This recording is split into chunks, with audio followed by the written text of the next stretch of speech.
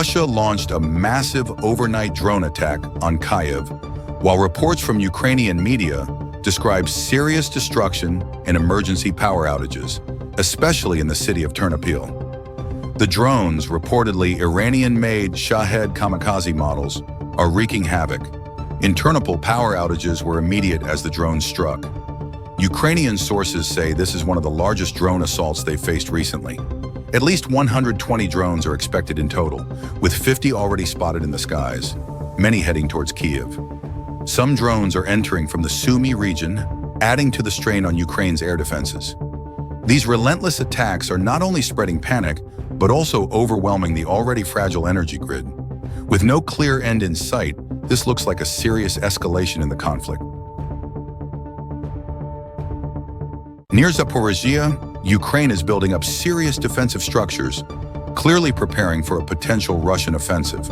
But some Ukrainian commanders doubt Russia is fully ready for such a large-scale attack in this region, at least for now. According to Ukrainian intelligence, Russia might be planning an ambitious strike on Zaporizhia, which is only 30 kilometers from the front lines. Makes sense. It's one of Ukraine's last major industrial hubs and a crucial administrative center. Losing it would be a major blow. Defense work in the region is intense. Minefields, engineering barriers, and solid concrete and metal fortifications are being set up in rings around the area. It's much more organized compared to the chaotic situation in Donetsk, where the heaviest fighting continues. Still, Ukraine faces tough challenges. A lack of volunteers is straining their forces, and the latest mobilization efforts have only delivered about 2/3 of the needed recruits. A senior Ukrainian official even warned things could get much worse by spring if this trend continues. Let me know your thoughts in the comments, and don't forget to like the video and subscribe for updates on this evolving situation. A U.S. military base in al-Shaddadi, northeastern Syria, came under rocket fire, with local sources reporting 5 rockets hitting the site. Explosions were heard within the base, but so far there's no word on casualties or damage, and the U.S. hasn't released an official statement. This isn't an isolated incident. Attacks on U.S. bases in the region have been ramping up in recent months. Just a few months ago, on August 10th, drones targeted another base in northeastern Syria, and though there were no injuries, it caused serious alarm. Similar drone strikes hit 2 U.S. bases in Iraq and another in Syria in November 2023.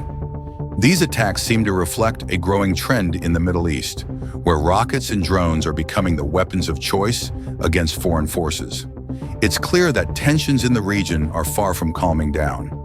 Let me know your thoughts on this escalating situation in the comments. And don't forget to like and subscribe for more updates.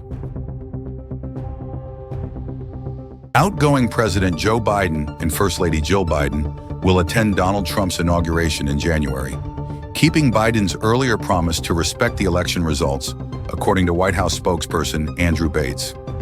This marks a significant moment, considering the rocky history between the two leaders. Interestingly, Trump and Biden did meet at the White House on November 13th, signaling a smoother transition this time compared to 2020. Back then, Trump refused to attend Biden's inauguration, becoming the first president since Andrew Johnson in 1869 to skip his successor's swearing in. Trump's upcoming inauguration on January 20th, 2025, will formalize his return to power after one term away. Historically, such transitions haven't always included meetings between outgoing and incoming presidents, but this informal tradition has been around since 1841. Biden attending this time might indicate an effort to restore some normalcy to the process. What do you think?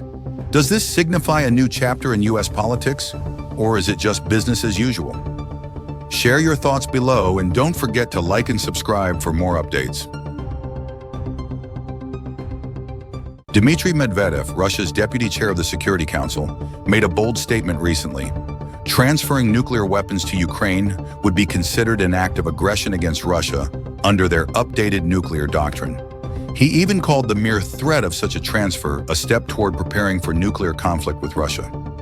This comes after the New York Times reported that U.S. and European officials floated the idea of returning nuclear weapons to Ukraine, weapons the country gave up after the Soviet Union collapsed. However, implementing this idea would be tricky and could lead to massive consequences. Let's not forget, Putin just signed off on an updated nuclear doctrine last week, solidifying Russia's stance on issues like this. Medvedev's warning underscores how dangerous the situation could become if these proposals gain traction. What do you think? Are we looking at the next big escalation, or is this just political posturing? Share your thoughts below and don't forget to like the video and subscribe for more insights. Donald Trump, the newly elected U.S. president, has announced sweeping new tariffs on imports from Mexico, Canada, and China as part of his push to combat illegal immigration and drug trafficking. In a post on Truth Social, Trump said he plans to sign an order on January 20th, imposing a 25% tariff on all imports from Mexico and Canada, and a 10% tariff on products from China. Trump stated these tariffs will stay in place until issues like drug smuggling, especially fentanyl, and illegal immigration are resolved. He also pointed out that previous talks with China about curbing fentanyl shipments have failed to deliver results. China was quick to respond. Their embassy in Washington released a statement saying, "No one wins in a trade war," while emphasizing the mutual benefits of U.S.-China trade relations. Experts warn these tariffs could significantly raise prices on everything from cars to gas, hitting consumers hard. Considering the U.S. is the world's largest importer, and Mexico, Canada, and China are its top suppliers, the economic impact could be massive. What's your take on this bold move? Could it really solve the issues Trump is targeting, or will it just lead to higher costs for Americans? Drop your thoughts below, and don't forget to like and subscribe for more updates. Israeli Prime Minister Benjamin Netanyahu has given tentative approval to a ceasefire agreement with Hezbollah, according to sources familiar with the talks. The Israeli government is expected to vote on the deal this Tuesday. However, not everyone is on board yet. Some details of the agreement are still being debated, and these points will reportedly be sent to the Lebanese government for further negotiation on Monday.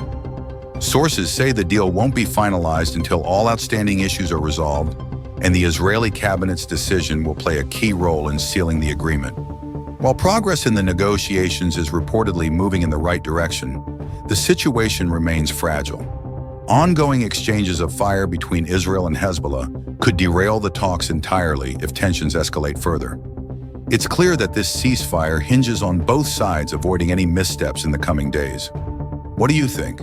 Will this deal stick, or is it doomed to fail?